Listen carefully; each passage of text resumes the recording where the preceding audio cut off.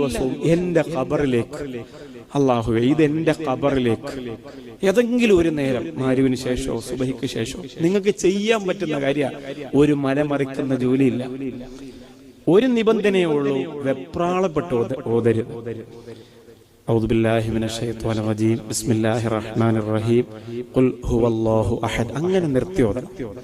അല്ലാഹു ആ പരിപാടിക്ക് കവറിൻ്റെ അകത്തോട്ട് ചെല്ലണ്ട. അവിടെ ചെക്കിംഗ് ഒക്കെ ഉണ്ട്. ഇത് നിങ്ങളെ പോലെ ചിരിച്ചാണിക്കുമ്പോൾ കയറ്റി വിടൂല അലിയാരാക്കാരെ ഭാര്യ എന്നും പറഞ്ഞു. ആ പരിപാടി പറ്റൂല. സാവകാശം പറ്റുമെങ്കിൽ മാത്രം ഓതിയാൽ മതി, ഇല്ലെങ്കിൽ മെനക്കെടണ്ട. കാരണം എന്താ, അതിനുവേണ്ടി മെനക്കെട്ട് അതിന്റെ ശിക്ഷയും കൂടെ വാങ്ങണം. വെറുതെ ഇരുന്നാൽ മതിയല്ല, അതിൽ കുറച്ച് അനുഭവിച്ചാൽ മതി. 10 സൂറത്തുൽ ഇഖ്ലാസ്. എന്താണ് നിങ്ങൾക്ക് ദുനിയാവിലെ നഷ്ടം? ഒന്നുമില്ല.